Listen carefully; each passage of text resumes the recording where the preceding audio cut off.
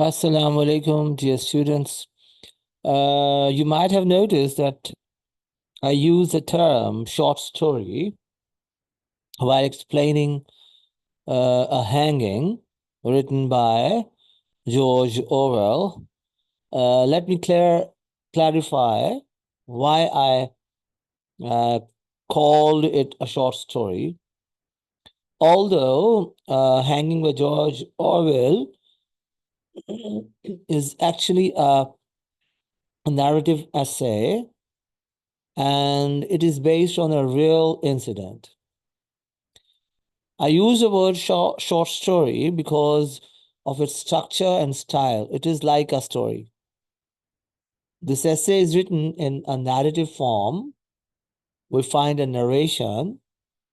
Sometimes we also find dialogues. It has a clear beginning, middle, and end. It also includes characters. It has a proper setting and a sequence of events. It also creates suspense and emotional impact, just like a short story.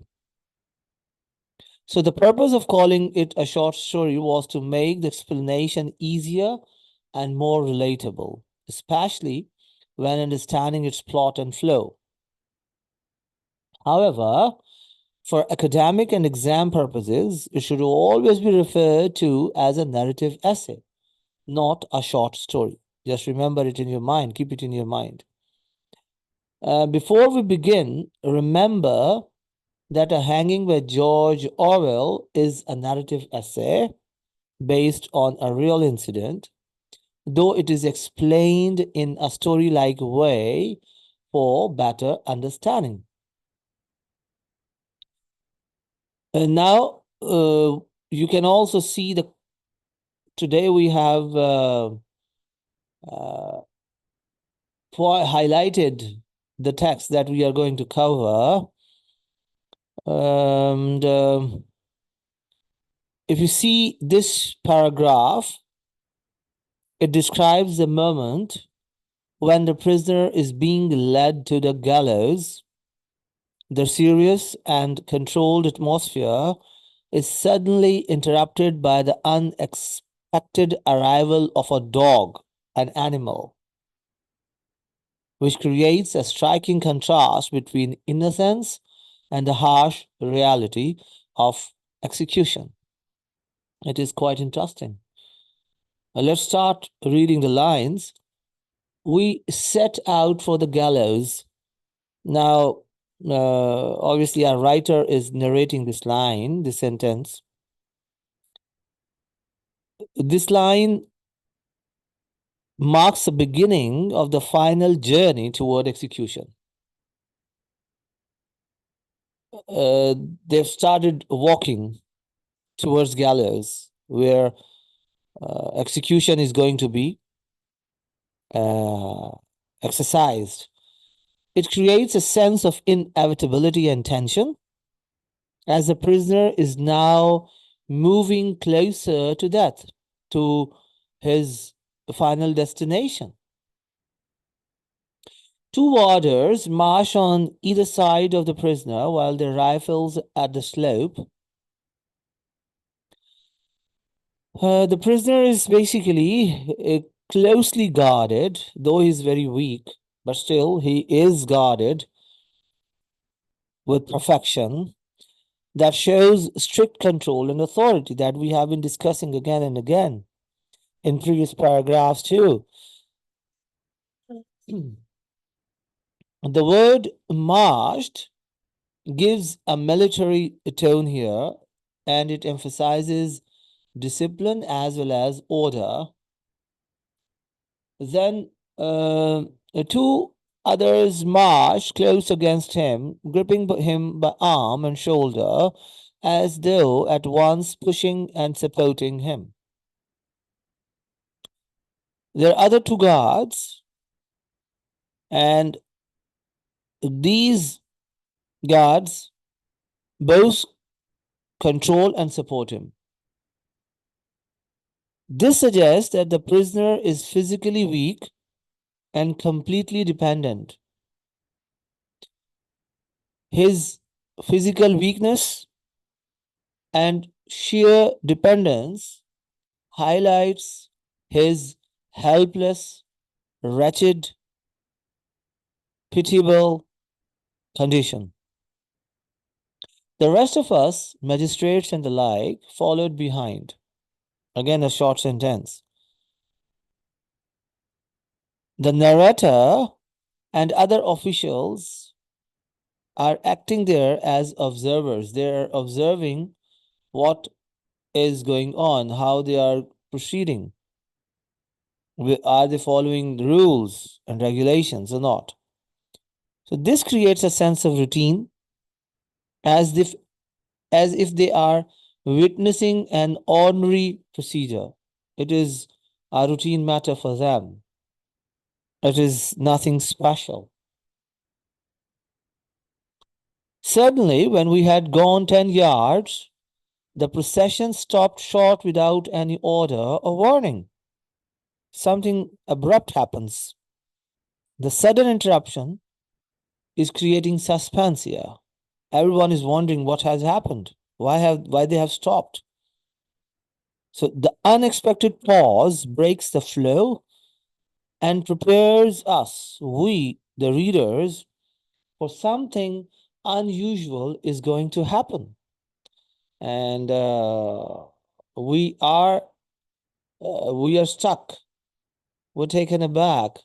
Why a normal procedure, a routine matter, has stopped? What is the cause behind it? So in the next sentence, we find the cause. A dreadful thing had happened. A dog, come goodness knows whence, had appeared in the yard. So this sentence is ironical. We find irony here. If we see the arrival of a dog or appearance of the dog is not truly dreadful, it is not threatening, it is not fearful, but it is described that way because it disrupts the serious and controlled atmosphere. It interrupts the process of execution. It disturbs the whole scenario.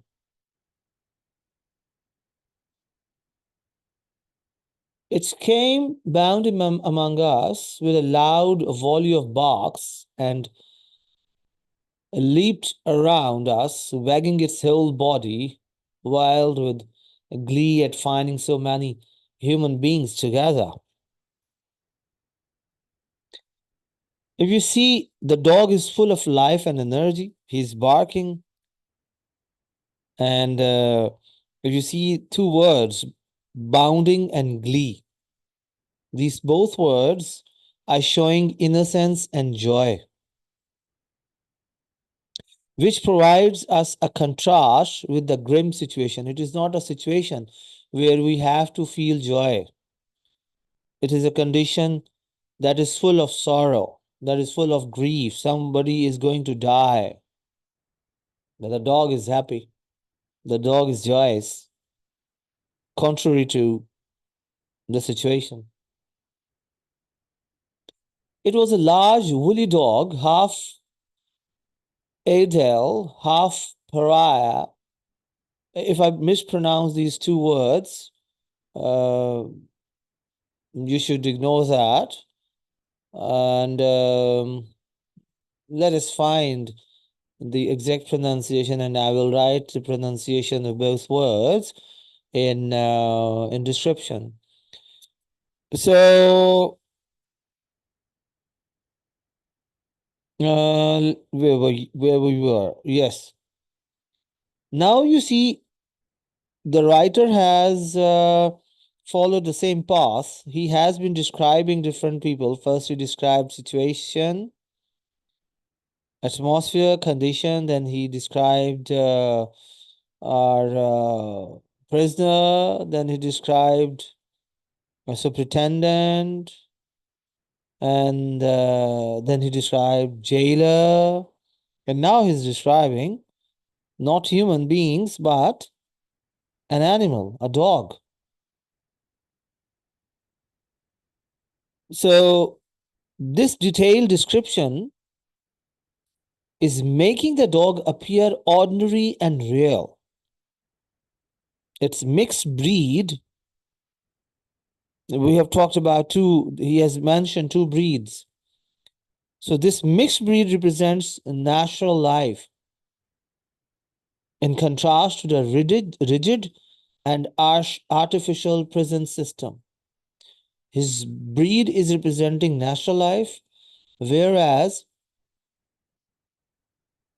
as compared to the rigid and artificial prison system, our prison system is artificial. It is not closer to life, right? Then for a moment, it pranced around us, and then before anyone could stop it, it had made a dash for the prisoner and jumping up tried to lick his face. Everyone stood aghast, too taken aback even to grab at the dog. So here we'll stop. So let me explain these lines too. See, this moment is very powerful. This moment is very emphatic. How the dog is treating the prisoner. See, it is opposite. The jailer, the superintendent, the guards, they are treating the prisoner as animal, whereas we find an animal, a dog, comes from nowhere and he treats the prisoner as a human being, what he deserves. So this treatment shows affection and recognition. He's showing love to the prisoner. And it is totally opposite to the officials who treat him as an object, who are not considering him as a human being who deserves love, because his life is going to be finished. So he needs love, he needs affection, he needs care, but uh, he's not given that. Though everyone stood aghast, and then till the end, the officials, they are in shock. They are confused. And what has happened? They they were not expecting such kind of behavior, such kind of happening. That's why they don't know what they have to do. So their reaction of shock shows how the dog's natural behavior disrupts their controlled and mechanical routine. They're not natural, but dog's behavior is natural. So it completely uh, disturbs each and every mechanical step and order. So that's why they are surprised. Now, let us discuss literary techniques. If you see, Orwell uses vivid imagery. He does not give us unclear or unclear pictures. He gives us very clear picture. The words he uses, they help us paint a picture in front of us. You can see the words like marched, gripping, bounding. All these words uh, show vivid imagery, and they are in contrast to control freedom. They are in contrast. right? Because these words are opposite to freedom. All these words are showing obedience. All these words are showing subjugation. All these words show that you are under control. All these words show that you are weak. You are under the command of an authority. Then, if you see irony, you will also find irony, especially in the phrase "a dreadful thing." This phrase, "a dreadful thing," is ironic. How a dog, a small animal, can be dreadful. He's harmless, but that harmless dog is treated as a problem. It is treated as a menace. In contrast to this dog that is harmless, we find the real horror. What is that real horror? The real horror is execution. And we find that this real, horrifying, dreadful, menacing thing is completely ignored. It is considered as a routine. It is considered as a normal action that happens daily. Then we also find a strong contrast. And what is that? The contrast is between the joyful dog and the grim procession. Procession is very serious. They don't look happy. They're in very serious mood. So that comparison between the happiness of a dog and the grimness of the procession highlights innocence versus cruelty. The dog is innocent. The procession is cruel. So we also find symbolism here. The dog is symbolic. It symbolizes. It symbolizes natural life and humanity, while the possession represents a rigid and mechanical system, the system that follows authority, the system that is without feelings and emotions, the system that is without affection and love for humanity, the system that treats a human being as an object. Now, let's move towards themes. Here we find strong theme, that is humanity versus dehumanization. You see, the dog that is not human being, the dog is recognizing the prisoner's humanity, whereas the officials, the human beings who are like the prisoner, who are of the same breed or of the same composition, they are not taking care of that. Then we also find irony of the situation. The dog's arrival is being called dreadful, while execution, the worst thing you can expect, is treated as normal, without any fear, without any, it's not considered horrifying, though it is. Then we also see that routine is disrupted. So that disruption of routine shows how fragile and artificial the system is. That a small dog has spoiled everything. It has horrified everyone. You will also find the contrast between innocence and cruelty. That contrast emphasizes how unnatural the act of execution is. It is against nature.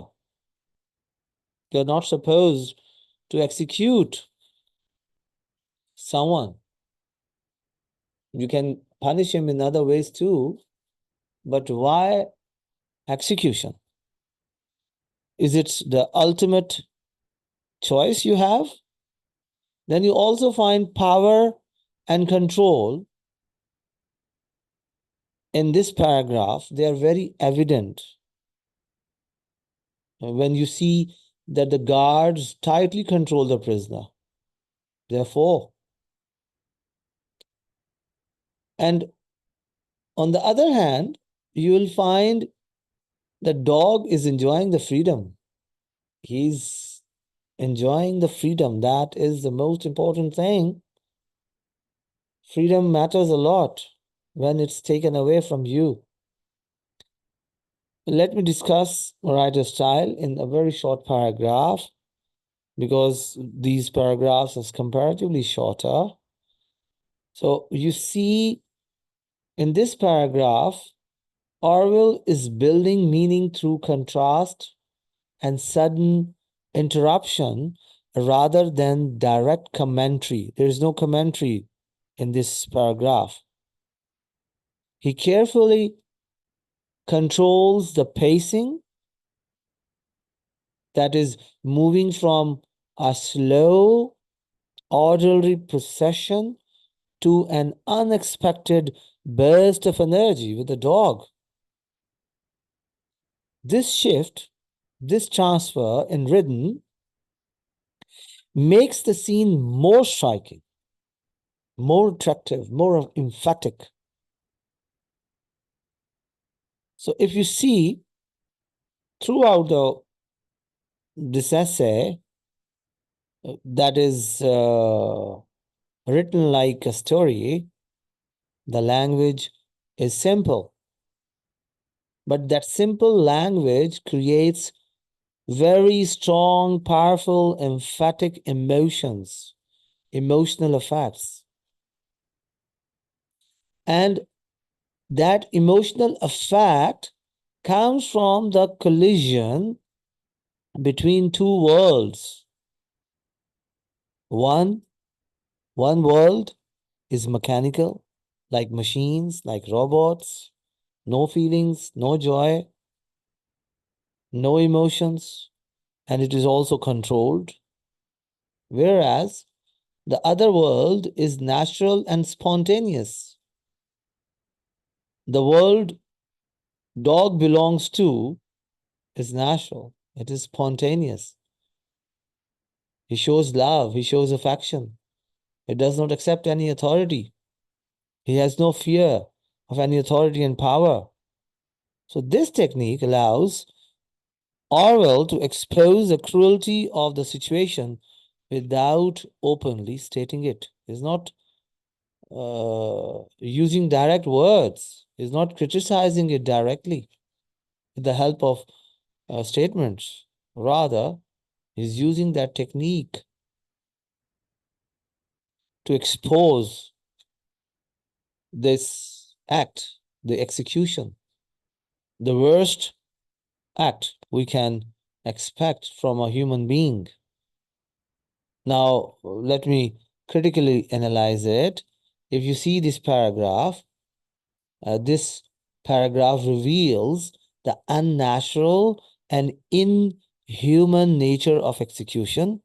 We find comparison. The dog that represents instinctive kindness and life, and that dog basically exposes the moral emptiness of the system. There is no morality. While the officials follow routine without question, they're not asking any question why they have to do this, why they have to execute, why they have to keep him in such kind of pathetic prison. On the other side, we see the dog reacts naturally, and that it reminds us of the prisoner's humanity. He shows affection to him. He treats him like a human being, whereas his own the people who are like him, they are not. They're not treating him. They're not giving him respect. They're not showing any emotions. So accumulatively, Orwell uses this contrast to criticize capital punishment, that is execution, and he also uses this contrast to show how institutional system or systems suppress human feelings. That is pathetic and that is mind-blowing. It encourages us to raise the voice, to think about that. Then let me conclude it in very short paragraph. You see that passage or that paragraph is presenting a powerful contrast between innocence and cruelty. Major point of this paragraph is a contrast between being innocent and being cruel. Through imagery, irony, and symbolism, you see these three are constantly used in an essay that's written like a story. A writer highlights the humanizing nature of execution. It is not humanized. It is not human. It's inhuman. It's mechanical. It's like machine. Whereas the dog's behavior restores a sense of humanity. It brings that humanity back. It gives you feeling that you are human beings. You should treat like humans. You should behave like humans.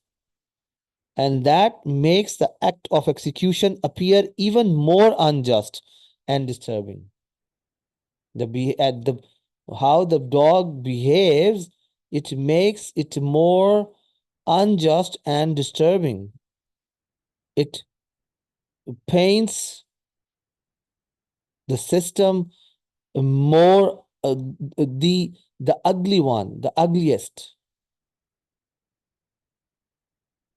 And if we conclude it in one line, we can say that this paragraph leaves a strong emotional and moral impact on us, on we readers, right? If you have any questions, you can ask me. If you have any queries, if something is not clear in your mind, make notes and send it to me. I hope you have understood it. I'm trying my best to explain it in the simplest way. And I don't know, you get bored or not. But you have to do it. You have to complete it. Thank you for watching.